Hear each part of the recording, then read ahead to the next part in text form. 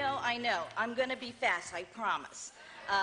But, yes, let's savor the moment, though, folks. This is the moment that the lamestream media is going to go absolutely nuts about.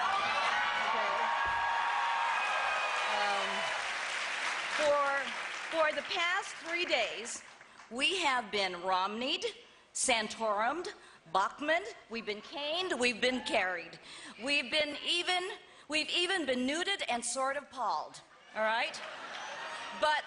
And they've all been spectacular. But let's be blunt. They can all be easily categorized, much more than this last speaker. She has heard the beat of a very different drummer, and it's one that resonates with all of us independent thinkers. It resonates with politicos and with non-politicos. She is the embodiment of the Leave Us Alone coalition, limited government, personal responsibility. She has the pioneer spirit of a true Alaskan, that fierce Alaskan heart that she loves to talk about. And you know what? She's wise, women. She's wise, only as a mom and a woman can be. And now she is savvy, tested, and toughened as only one who has had her life played out in a nasty, double-standard national campaign. Yeah, but you know what? Something happened along the way of that losing campaign. People started to listen to Sarah more. People started to value her point of view more. People started to love Sarah more, an independent spirit, a conservative thinker, and a force that will not be silenced. She has our gratitude, and she has our love. Let's show a CPAC welcome for Governor Sarah Palin.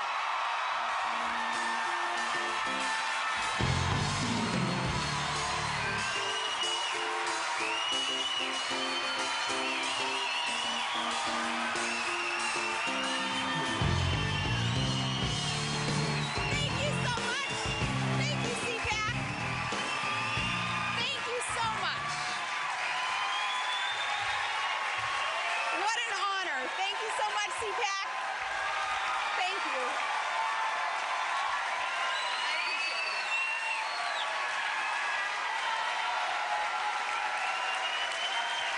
Thank you so much. I am so honored to get to be here.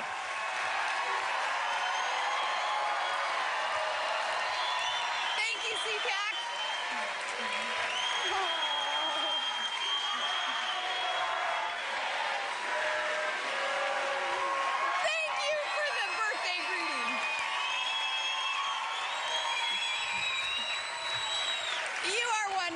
Thank you so much. And to Millie and all of her good work at the NRA, as a lifetime member of the NRA, I so appreciate her efforts there, protecting our Second Amendment rights. Thank you, Millie. She is not just a mama grizzly, she's a mama grizzly who's probably packing, so don't mess with Millie. Truly, I thank you so much, and I am honored to get to be here. The last time I was in D.C., my family and I were here cruising on Harley-Davidsons with Rolling Thunder, which is the rally to honor America's finest, our United States military, our veterans of war.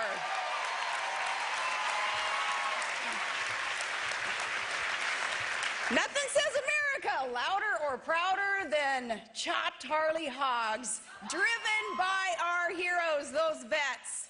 Now, when we were here last, my husband Todd, he was able to drive one of those 400,000 machines that day. He traded in the bike, though, for a snow machine this week. He's back home gearing up for his 2,000-mile race across Alaska, the Iron Dog, so he couldn't make this trip. My girls are here, though. They were with me at Rolling Thunder. Bristol and Willow are here with me somewhere today, out here. Glad they're with us. Do you know why Rolling Thunder chose Washington for their rally? They wanted to make their engines their voice. They wanted to rev them at the seat of power. And that's exactly why CPAC started back in the 1970s. Conservatives wanted not so much government, but the Republican Party to hear us. At the 1975 CPAC, Ronald Reagan, he laid out a blueprint for rebuilding the GOP under a banner of bold colors, not pale pastels. And ever since then, CPAC has been the rally for conservative action, and that's why I am glad to be here today with all of you conservative activists.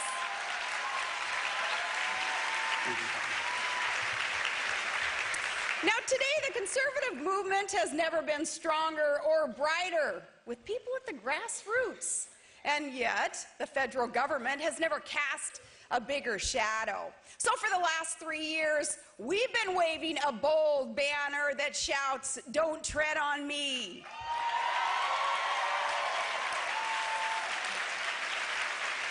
See, the Tea Party rose up because Americans woke up.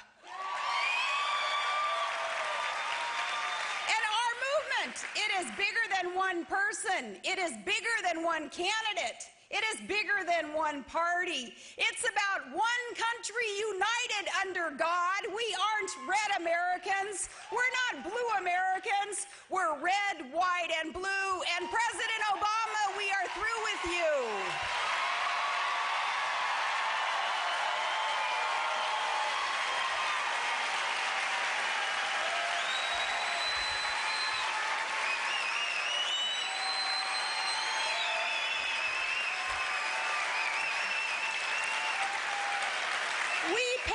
For 3 years of his administration, and we cannot afford 4 more. Candidate Obama, he promised to fundamentally transform America, and that's one promise that he has kept, transforming a shining city on a hill into a sinking ship, promising to cut deficits in half, and instead he's piled on trillions more in debt. Trillions more, $135,000 per taxpayer just in this new debt, $3 million more a minute, and no plan to stop it. No plan, no budget. Going on 1,000 and some odd days, and still no budget. He mucked it up.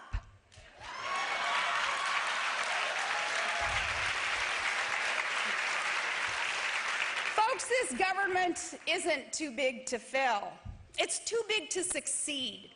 It's too big to ignore, and it is too big to bear anymore. Now, what did we get in return for the president's spending spree? About 8.5% unemployment and 13 million Americans who can't find work. 46 million living in poverty. Now, government dependency under Obama has gone up 23%. And for the first time in our history, folks are fearing that our future is going to be worse than our past. And look around, you can see some decline, you can see failure, but it is not a failure of the American people. It is not a failure of America itself. It is the failure of our leadership.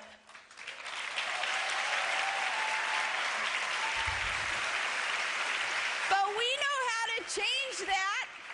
Oh, yes, we do. Oh, yes, we can.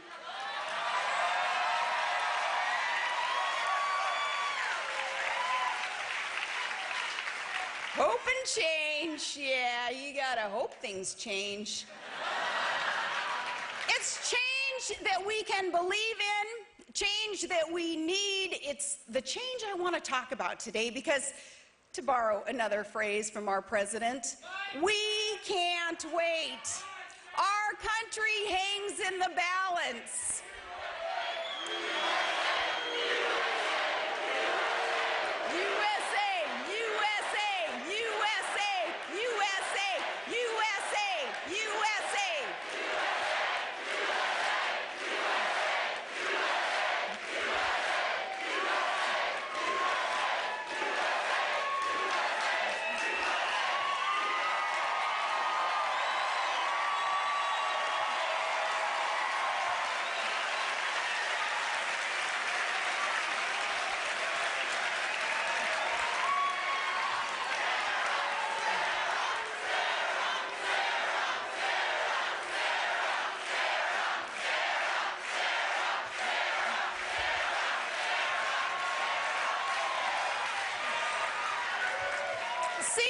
You just won. You see how easy that is?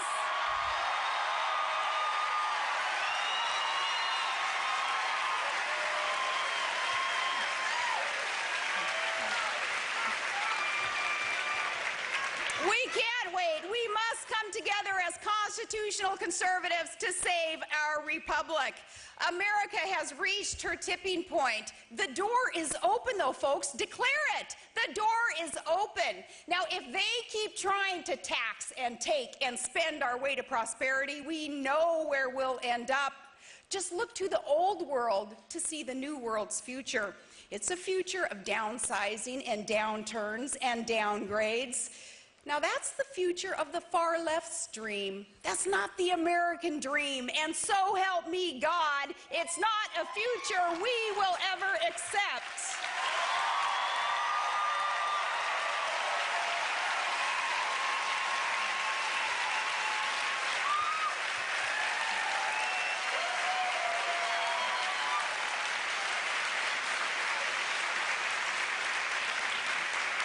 But President Obama has a different view. It's kind of this conflict of visions thing. When I listened to his State of the Union last month, I was really struck that he barely mentioned unemployment and entitlements. What did he talk about? He gave us more promises to give us, quote, an economy built to last. Well, Mr. President, we don't want an economy built to last. We want an economy built to grow, and we certainly don't want your economy built to last. We want your administration to end.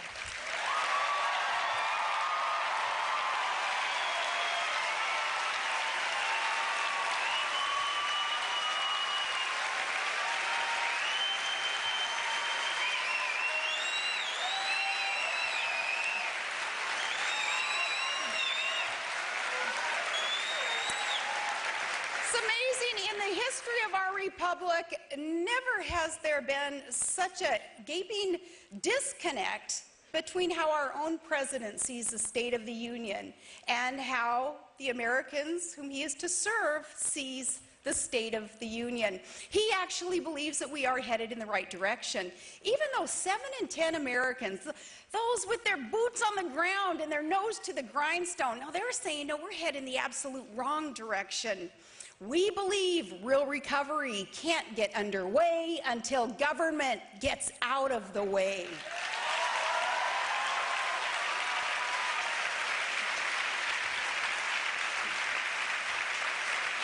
The president wants to raise taxes so he can redistribute wealth.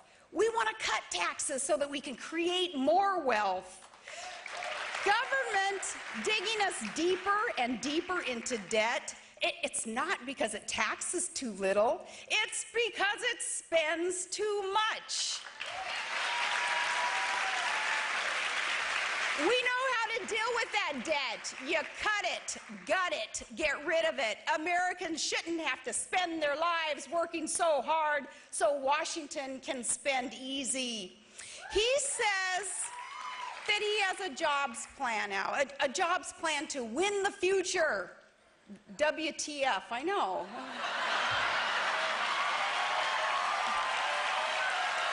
And I'm the idiot.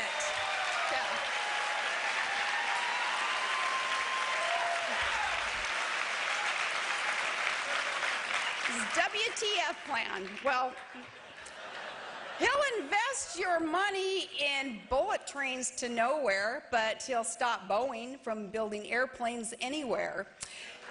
Bankrupt green energy companies get sweet loans and grant offers, but oil pipelines not allowed to give you job offers. We say his plan isn't winning the future.